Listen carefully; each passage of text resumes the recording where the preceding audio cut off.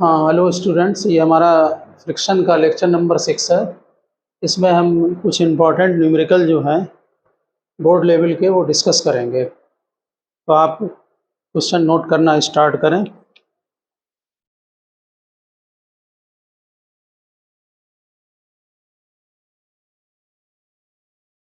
देखिए, ये कोई ट्रॉली है और इसमें ये ब्लॉक रखा हुआ है। ट्रॉली है और उस पर एक ब्लॉक रखा हुआ है। ब्लॉक का मास 15 kg है। मास 15 kg और फ्रिक्शन 0.18 यानी कोफिशिएंट 0.18। फ्रिक्शन कोफिशिएंट की कोई यूनिट नहीं, कोई डायमेंशन नहीं। जी 9.8 है और ट्रॉली जो है वो इधर फोर्स लगा रहे हैं, इधर एक्सीलरेट हो रही है। जी जो है वो 9.8 मीटर पर सेकेंड स्क्वायर। नीचे क्वेश्चन कंप्लीट करें। देखिए, trolley accelerate from rest. Trolley accelerate from rest with acceleration 0.5 meter per second square. 0.5 meter per second square for 20 seconds. Then moves with uniform velocity. Then moves with uniform velocity. Discuss the motion of block. Discuss the motion of block with respect to ground and with respect to trolley. With respect to ground and with respect to trolley. तो क्या करेंगे कि जितने भी इस type के question होते हैं, आप ये जो ब्लॉक रखा हो ऊपर स्मॉल एम का, इसका फ्री बॉडी डायग्राम बनाएं। नॉर्मल अपवर्ड लगेगा, एम जी डाउनवर्ड लगेगा और इसमें जब ये फॉरवर्ड मूव करेगा तो स्यूडो फोर्स बैकवर्ड एक्ट करेगा, जिससे कि फ्रिक्शन आगे जनरेट होगा। तो सबसे पहला काम है नॉर्मल कैलकुलेट करना। नॉर्मल आपका जो है मास दिया हुआ है एम जी, मास है 15 kg और जी 9.8। इसके बाद फ्रिक्शन फोर्स कैलकुलेट करें, maximum mu S N. Mu S दिया है 0.18, नॉर्मल ये 15 इंटू 9.8। ये आपका फ्रिक्शन फोर्स जो मैक्सिमम आ रहा है ये 26.5 है। 26.5 ये लिमिटिंग फ्रिक्शन है। समझ गए होंगे, मैक्सिमम फ्रिक्शन है जो पॉसिबल है दोनों सरफेस के बीच में, 26.5 न्यूटन। इसके बाद हम फोर्स निकालते हैं जो कि ब्लॉक पर एक्सटर्नल फोर्स लगता है। तो यहाँ पर स्यूडो फोर्स एक्ट करेगा किधर को, लेफ्ट की तरफ, क्योंकि राइट को ये एक्सीलरेशन है इसमें। तो स्यूडो फोर्स, क्योंकि वही इसमें टेंडेंसी कराएगा मूव कराने की, तो स्यूडो फोर्स ये एम ए के इक्वल होगा। मास 15 है, एक्सीलरेशन 0.5 है, तो 7.5 न्यूटन। अब जरा बताएं, ब्लॉक मूव एक्सीलरेट करेगा इसके रिलेटिव में या इसके रिलेटिव में रेस्ट में रहेगा? स्यूडो फोर्स है 7.5 न्यूटन, मैक्सिमम पॉसिबल फ्रिक्शन है 26.5, रेस्ट पर रहेगा।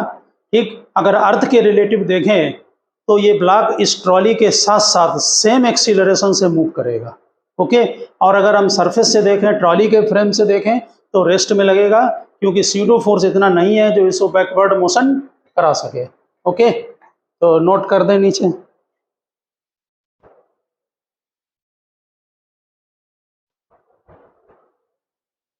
अर्थ फ्रेम से तो आपका बॉडी एक्सीलरेट होगी सेम, जिस एक्सीलरेशन से जो है वो ट्रॉली मूव कर रही है। तो लिख रहे हैं pseudo force is less than maximum friction force. Pseudo force is less than maximum friction force. Pseudo force ही है जो इसमें टेंडेंसी कराएगा ब्लॉक को स्लिप कराने की, less than maximum friction force, hence block will be at rest from non inertial frame, यानी कि ट्रॉली के फ्रेम से। रिलेटिव टू ट्रॉली लिख दो, ट्रॉली के रिलेटिव जो है ब्लॉक रेस्ट में, और ब्लॉक जो है विल मूव सेम वेलोसिटी होगा एज ट्रॉली, साथ साथ मूव करेगा। ठीक है ना। अर्थ फ्रेम से कैसा दिखेगा, सेम वेलोसिटी से। लिख दीजिए, from earth frame block will move with same velocity as trolley.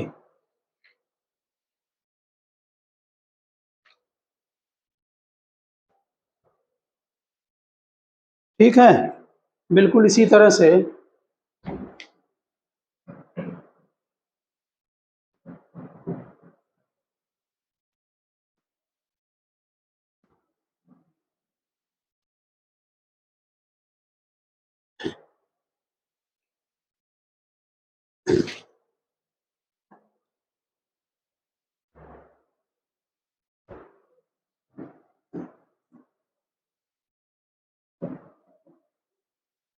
से ये एक ट्रक है, ऐसे ही रफ डायग्राम बना लें।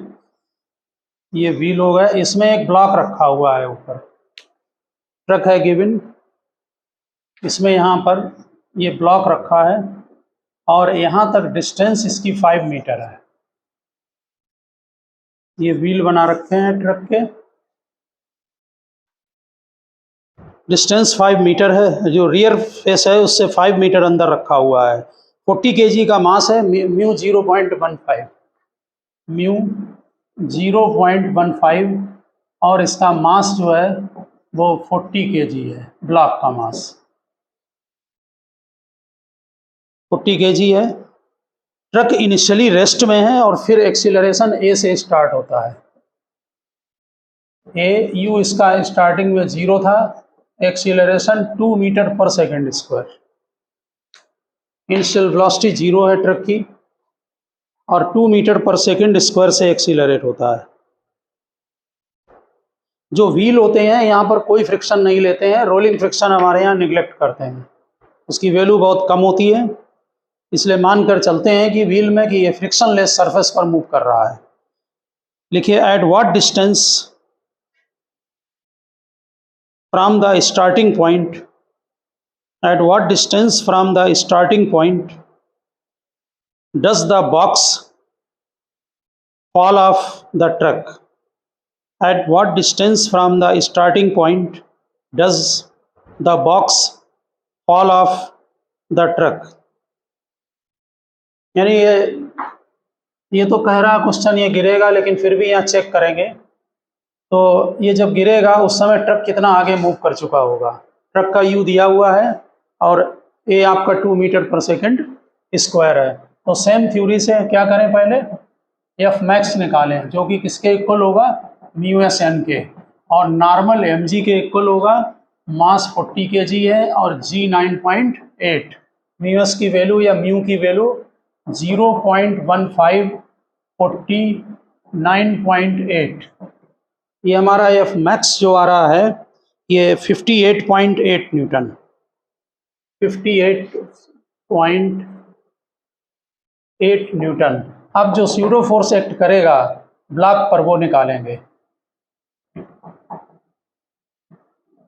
स्यूडो फोर्स जो एक्ट कर रहा है हमें मास 40 और एक्सीलरेशन 280 न्यूटन।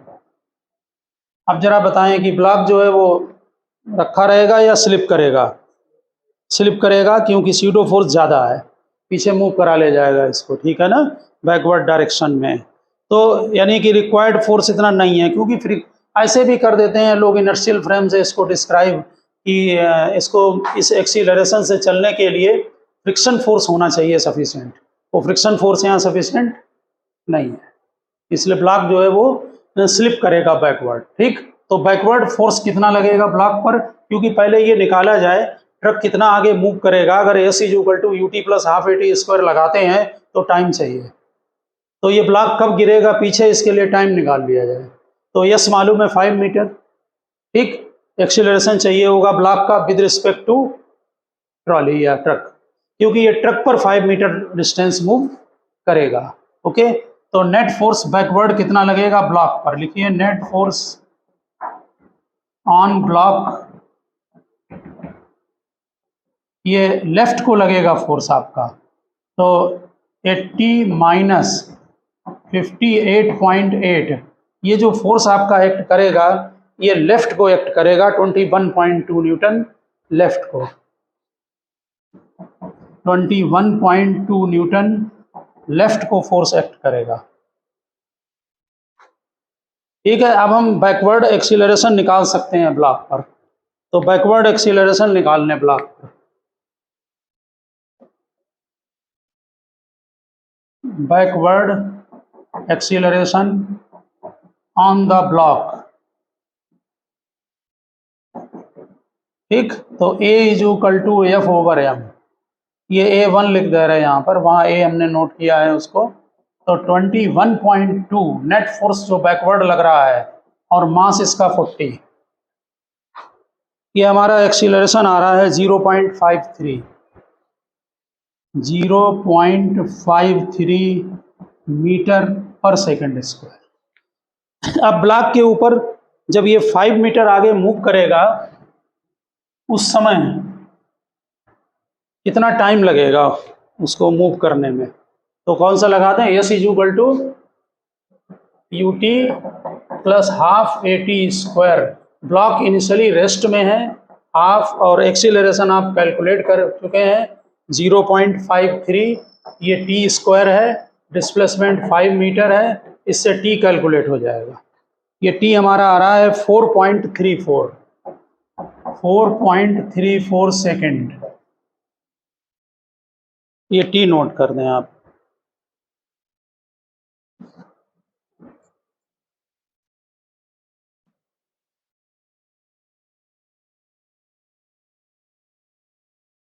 ठीक है, बिल्कुल इसी टाइम में लिख दीजिए distance covered by truck in this time, distance covered by truck in this time. तो फिर लगा दें S is equal to U T plus half A T square. Truck का यू 0 है, एक्सीलरेशन ट्रक का 2 दिया हुआ है, और टाइम आपने कैलकुलेट कर लिया 4.34। ठीक है, जितने टाइम में ये ब्लॉक पीछे गिरेगा ट्रक कितना आगे जाएगा, तो टाइम कैलकुलेट कर लिया। बिल्कुल रूल फिक्स हैं, अगर जो है ठीक से लगाया जाए तो बिल्कुल मिस्टेक नहीं होनी चाहिए। 18.8 मीटर डिस्टेंस ट्रेवल करेगा ये, 18.8 मीटर।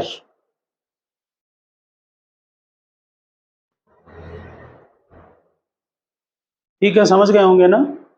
तो सभी क्वेश्चन में ध्यान रखना, स्ट्रिक्टली नॉर्मल कैलकुलेट करना, मैक्सिमम फ्रिक्शन फोर्स कैलकुलेट करना जो कि लिमिटिंग फ्रिक्शन है, उसके बाद सारा देखें कि नेट फोर्स जो है जिससे कि बॉडी पर जो है एक्सटर्नल फोर्स कितना लग रहा है, जिससे कि बॉडी में जो है वो टेंडेंसी है मोशन करने की, फिर उसको आप मैक्सिमम फ्रिक्शन फोर्स से कंपेयर कर लें।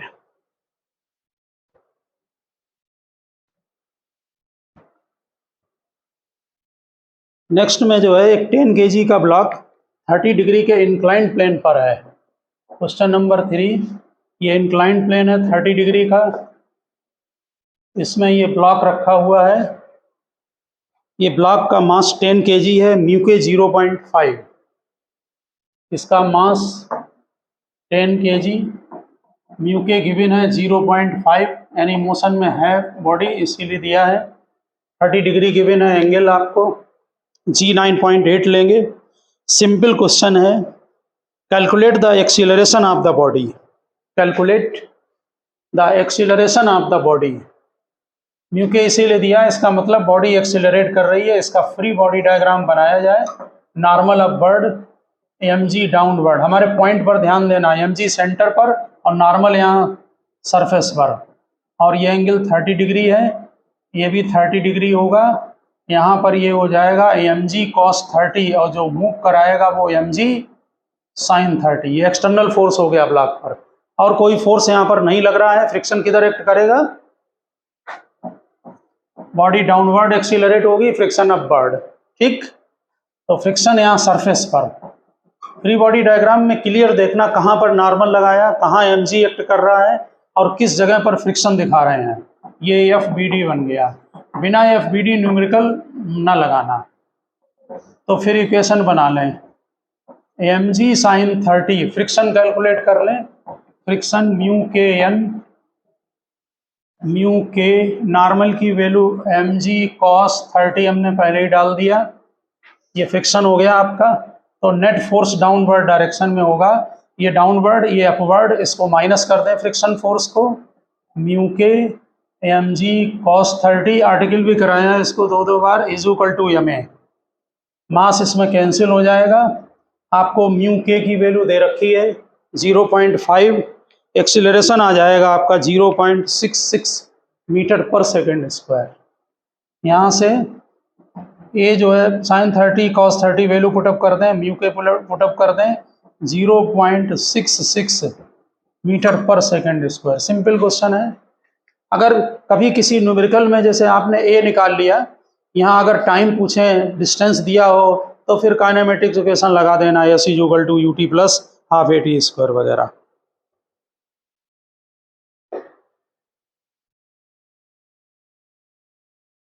लिख लिया?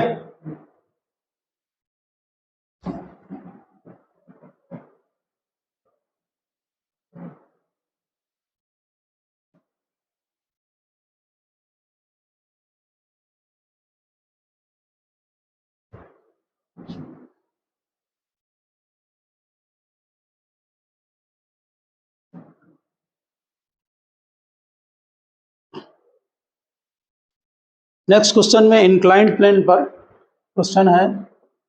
इसमें ये इंक्लाइंड प्लेन दिया है, इसकी लेंथ एल है, थीटा यहाँ पर एंगल है, और ऊपर ये ब्लॉक रखा हुआ है, एच हाइट है, ये ब्लॉक है स्मॉल एम मास का। इंक्लाइंड प्लेन में जो लेंथ है इंक्लाइंड प्लेन की वो एल है। सिंपल क्वेश्चन है, हाइट एच है, एंगल थीटा गिवन है,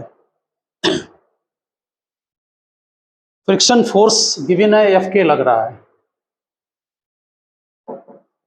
गिवन फ्रिक्शन फोर्स एफ के।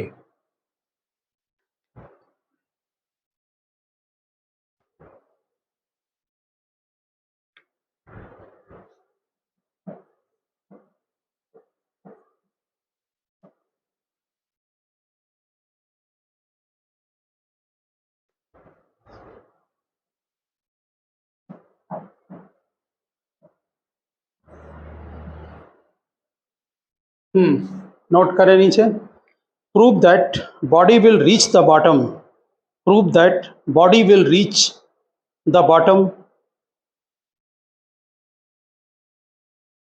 विद वेलोसिटी, और आपके बोर्ड में दी है वेलोसिटी, नोट कर लें।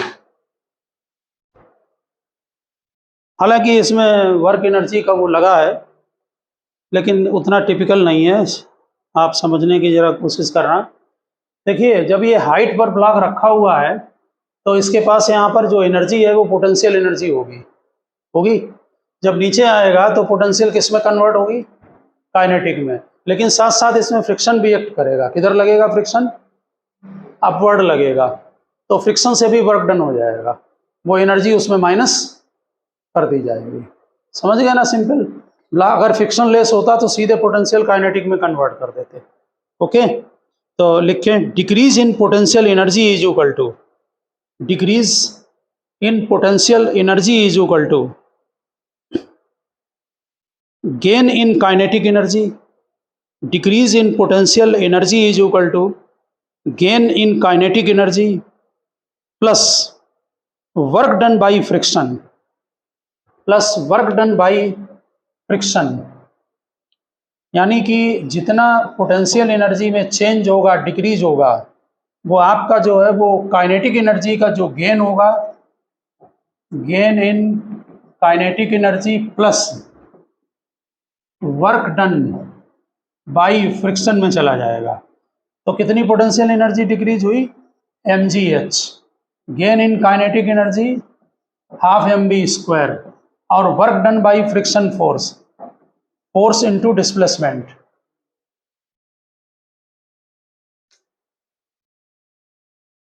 ठीक है ना? इसमें आगे जो चैप्टर है उसमें सही इसकी थ्योरी होती है कि किसी सिस्टम पर जो नेट वर्क डन होता है वो चेंज इन काइनेटिक एनर्जी के इक्वल होता है। ये वर्क एनर्जी थ्योरम है जो अगले चैप्टर में है। Net work done is equal to change in kinetic energy. तो जरा इस पर डिस्कस करेंगे। नेट वर्क डन, यहाँ कौन कौन वर्क डन करेगा ब्लॉक जब नीचे आएगा? mg ग्रेविटी वर्क डन करेगी। कितना वर्क डन करेगी? mgh।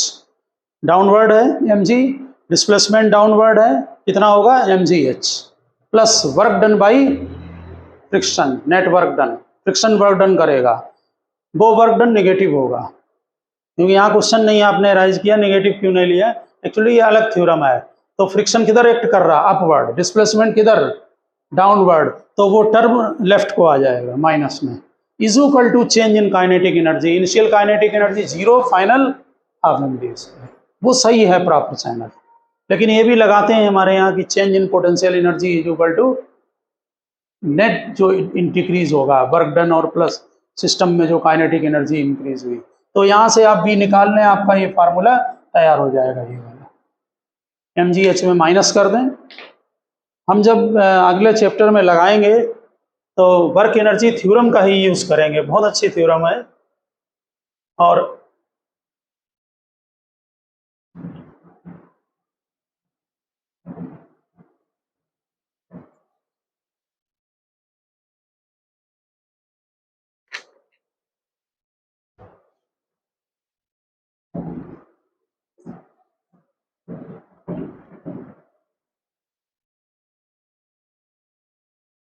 नेक्स्ट क्वेश्चन में इंक्लाइन प्लेन है 30 डिग्री पर।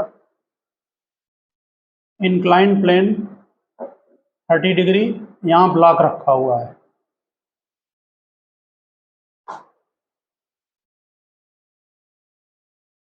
मास है 5 इंटू 10⁻³ kg। मास 5 इंटू 10⁻³ kg और 30 डिग्री का इंक्लिनेशन है प्लेन का।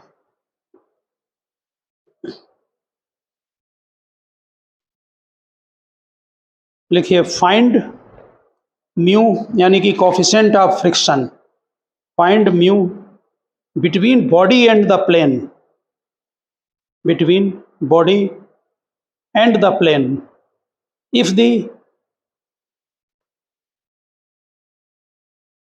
time of ascent, यानी ऊपर जाने का time of ascent is half of the time of descent। time of ascent is half the time of descent। यानी जब ब्लॉक को किसी वेलोसिटी, ये बात नेचुरल है, कोई वेलोसिटी देकर ब्लॉक को छोड़ा तो ऊपर जाने का जो टाइम है उसके बाद ब्लॉक नीचे आया, उसका टाइम जो है हाफ है ऊपर जाने का। तो जब अपवर्ड मोशन है असेंडिंग, पहला पार्ट, तो इसमें ब्लॉक में जरा बताएं। ये नॉर्मल एक्ट करेगा, mg डाउनवर्ड 30 डिग्री एंगल, ठीक। तो अपवर्ड मोशन अब जब आपका होगा तो यहाँ पर वेलोसिटी देके छोड़ेंगे ना, धीरे धीरे क्या होगा? डी एक्सीलरेट होगा ना। तो इधर को जो फ्रिक्शन किधर एक्ट करेगा? ये mg कॉस ऊपर जा रहा है, फ्रिक्शन नीचे एक्ट करेगा, वही उसे डी एक्सीलरेट कराएगा, वेलोसिटी देके छोड़ा है। तो इस डायरेक्शन में एक तो लगेगा mg sin 30 और प्लस फ्रिक्शन काइनेटिक, Fk लिखा है, ठीक है ना। दोनों एक्ट करेंगे। नॉर्मल है,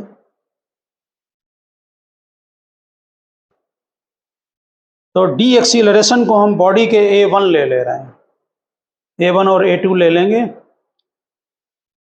late the acceleration of block is equal to A1। अब बना लो इक्वेशन। तो कितना डी एक्सीलरेशन होगा, डाउनवर्ड फोर्स लग रहा है mg साइन थीटा लिख रहे हैं हम, जरा 30 डिग्री की जगह यहाँ पहले आर्टिकल बनाएंगे, बाद में वैल्यू डालेंगे, plus friction downward is equal to ma1। और फ्रिक्शन आपको मालूम है क्या होगा, mu K mg cos theta. अब तो लर्न हो गया होगा करते करते। फ्रिक्शन है mu K mg cos theta. तो इक्वेशन बना लें, उसमें वैल्यू पुटअप करके इक्वेशन नंबर 1 डाले थे, mg sine theta plus mu K mg cos theta is equal to ma1, equation number 1। Second, जब डिसेंडिंग है,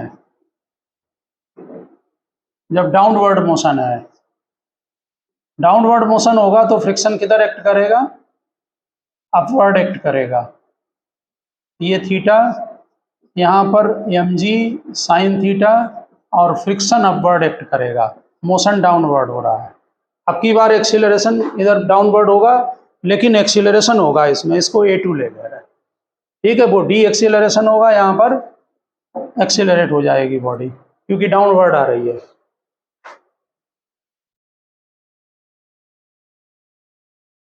तो डाउनवर्ड के लिए इक्वेशन बना ली जाए, क्या बनेगी, mg sine theta minus friction ऊपर एक्ट करेगा, mu K mg cos theta is equal to ma2, equation number 2।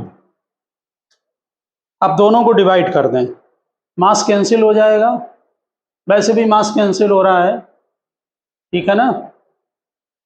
तो जब डिवाइड करेंगे आपका A1 अपान A2, डिवाइड इक्वेशन नंबर 1 में इक्वेशन नंबर 2 को डिवाइड कर दें, ठीक। जी भी कॉमन होके कैंसिल हो रहा है, साइन थीटा प्लस म्यू के cos theta divided by sine theta minus mu के कॉस थीटा। आप थीटा डायरेक्ट रख सकते हैं, चाहे कॉस थीटा से डिवाइड कर दें, टेन थीटा में कन्वर्ट कर सकते हैं,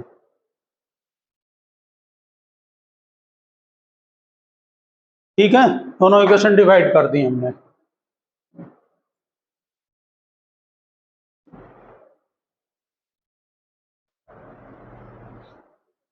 क्वेश्चन ठीक है, ध्यान रखना आप जरा पेपर के लिए इसको। वैसे ज़्यादा टिपिकल देंगे नहीं, देना नहीं चाहिए क्वेश्चन।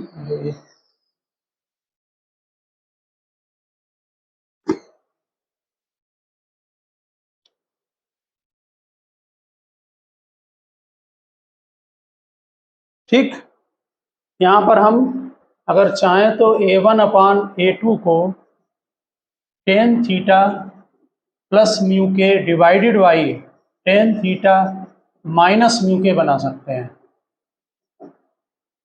अब टाइम दे रखा है उसने, उसको भी देख लें जरा, उसका यूज करना पड़ेगा।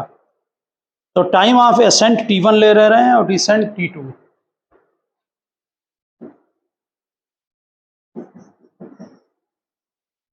Time of ascent T1, time of descent T2, दोनों ने इक्वल डिस्टेंस ट्रेवल करेगा, डिस्टेंस यस ले रहे हैं, ठीक। और दोनों ही हाफ AT स्क्वायर के इक्वल होंगे, half A1 T1 square half A2 और T2 स्क्वायर।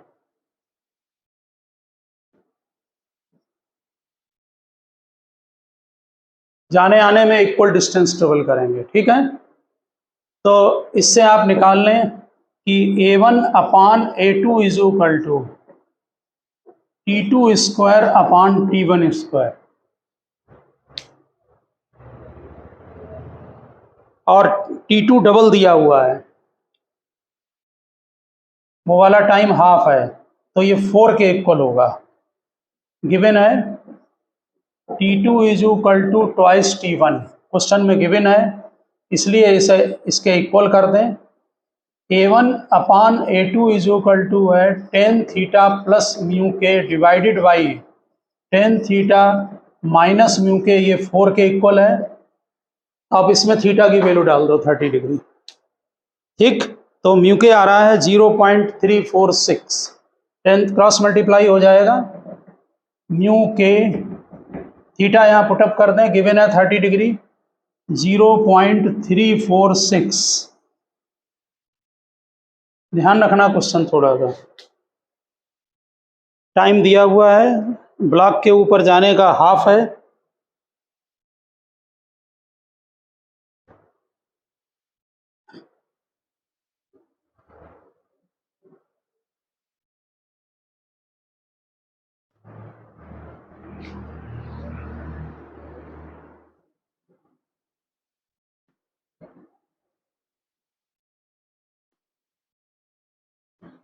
टाइम नोट कर लें 0.346।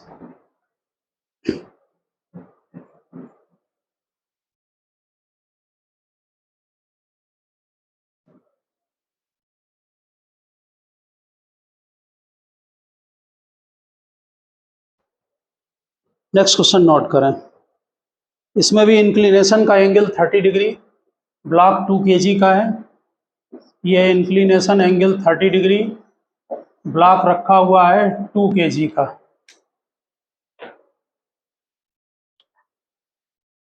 ब्लॉक 2 kg का और एंगल 30 डिग्री। म्यू दिया है √3/2। म्यू जब अलग से म्यू ना दे, म्यू एस और म्यू के, तो समझ लें दोनों में एक वर्क करेगा। लिखिए पहला पार्ट डायग्राम बनाने के बाद, देखिए what force should be applied, what force should be applied on the block, what force should be applied on the block so that it moves down without any acceleration. What force should be applied on the block so that it moves down without any acceleration?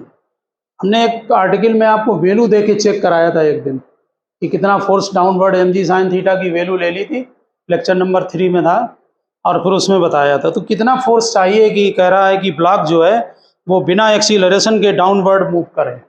तो क्या करें, पहले क्या निकालें? सबसे पहला काम normal, ठीक, ये नॉर्मल लग रहा है, ये mg cos थीटा और इधर mg sin थीटा। तो नॉर्मल फोर्स किसके इक्वल होगा? mg cos थीटा पे। फ्रिक्शन मैक्सिमम निकाल ले, ये तो कैलकुलेशन जरूर करना है आपको फ्रिक्शन में, ठीक है। तो फ्रिक्शन आपका होगा म्यू के, जो भी म्यू इन्होंने दे रखा है, म्यू और mg, हमेशा नॉर्मल mg के इक्वल नहीं होता है ना, चेक करके करना वर्किंग। तो फ्रिक्शन हमने ये ले लिया है आपका म्यू mg cos 30, ठीक, वैल्यू पुटअप कर दें। म्यू की वैल्यू है √3/2,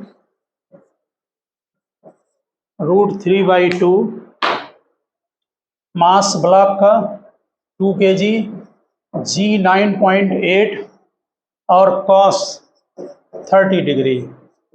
ये हमारा बन रहा है पूरा आपका 20.8 ले लें इसको आप, हमने राउंड फिगर किया है थोड़ा, 20.8 न्यूटन, 77 था उसको 20.8 बना लिया। ये आपका फ्रिक्शन फोर्स जो है कितना लग रहा है वो निकाल लिया, ठीक है। अब ये बताएं कि ब्लॉक को मूव कौन सा फोर्स करा रहा है? mg sin theta. अभी तो mg sin थीटा है, बाद में देखेंगे कितना एक्सटर्नल हमें लगाना है। तो mg sin थीटा की वैल्यू कैलकुलेट कर दें, value of mg sin theta. तो mg sin थीटा जो है मास 2 kg, g 9.8 और 30 डिग्री एंगल, ये 9.8 आ गया आपका, ठीक, 9.8। अब आप ये बताएं, ऐसे ब्लॉक करेगा मूव? नहीं करेगा। क्यों नहीं करेगा? क्योंकि mg sin थीटा की वैल्यू कम है और फ्रिक्शन जो पॉसिबल है वो बहुत ज़्यादा है। समझ गए ना? तो जब तक मूव नहीं करता वो सेल्फ एडजस्टिंग होता है। अगर हम बाहर से फोर्स नहीं लगाते हैं कोई एक्सटर्नल, तो इस समय फ्रिक्शन कितना होगा, इसी के बराबर होगा, तभी ब्लॉक डाउनवर्ड मूव नहीं कर रहा है। तो कितना फोर्स लगाएं, क्या कह रहा है पहला पार्ट क्वेश्चन का, कि कितना फोर्स अप्लाइड करें एक्सटर्नल कि बॉडी बिना एक्सीलरेशन के डाउनवर्ड मूव करे। डाउनवर्ड दिया ना, डाउनवर्ड मूव करे, जरा बताएं कितना एक्सीलरेशन लगाएं कि डाउनवर्ड मूव करे, सॉरी कितना फोर्स, 28.8 अपवर्ड पॉसिबल है, तो नीचे मूव कराने के लिए डाउनवर्ड फोर्स लगाएं। इन दोनों का डिफरेंस, ठीक है ना, इतना अगर फोर्स लगा देंगे, जस्ट क्रिटिकल केस लिया जाता है थोड़ा सा ज़्यादा, तो वो कांस्टेंट वेलोसिटी से मूव करने लगेगा। हमने आर्टिकल में लिखाया है कि अगर आप थोड़ा भी ज़्यादा कर देंगे तो बॉडी एक्सीलरेट हो जाएगी। अगर आप कांस्टेंट वेलोसिटी से चलाना है तो थोड़ा एंगल कम करें या थोड़ा फोर्स एडजस्ट करें। ओके, तो लिखिए external force required to move the block, external force required to move the block, downward होगा, ठीक। तो 20.8 माइनस 9.8 यानी 11 न्यूटन का फोर्स लिख दें, डाउनवर्ड लगेगा।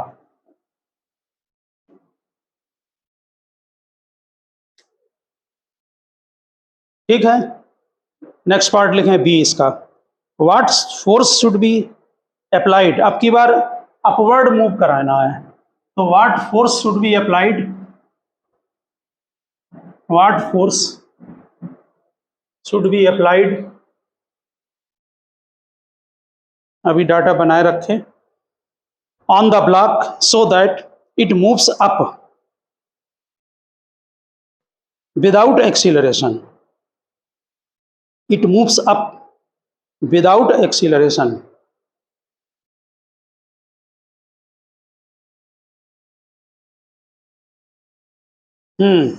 अब बताएं, इसे अगर अपवर्ड मोशन कराना है तो क्या करना पड़ेगा, अगर अपवर्ड मोशन कराना है तो फ्रिक्शन किधर एक्ट करेगा, डाउनवर्ड, और mg sin थीटा भी डाउनवर्ड है, दोनों को प्लस कर दें, इतना अपवर्ड फोर्स लगाएं, ब्लॉक मूव करने लगेगा। ओके, ठीक है ना, तो लिख दें अपवर्ड फोर्स, थोड़ा थ्योरी लिख देना वहां पर,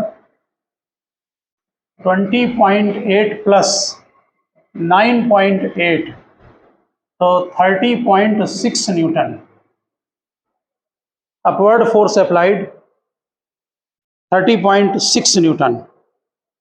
ठीक है, एक छोटा सा इन्होंने पार्ट और पूछा है कि calculate the ratio of power in both cases, power force into velocity होती है, calculate the ratio of power in both cases,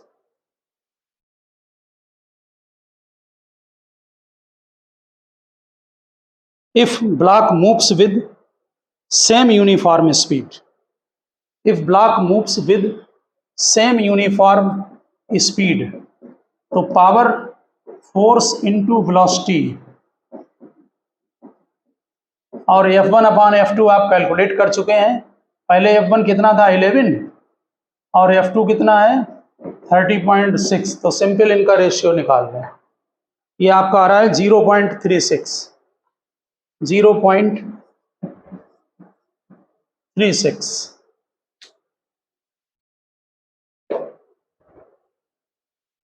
तो ओके स्टूडेंट्स, नेक्स्ट लेक्चर में मिलते हैं। आप लोग न्यूमेरिकल लगाएं अपनी एक्सरसाइज के, डाउट हो तो डालें कमेंट में, तो उसको फिर से डिस्कस करेंगे।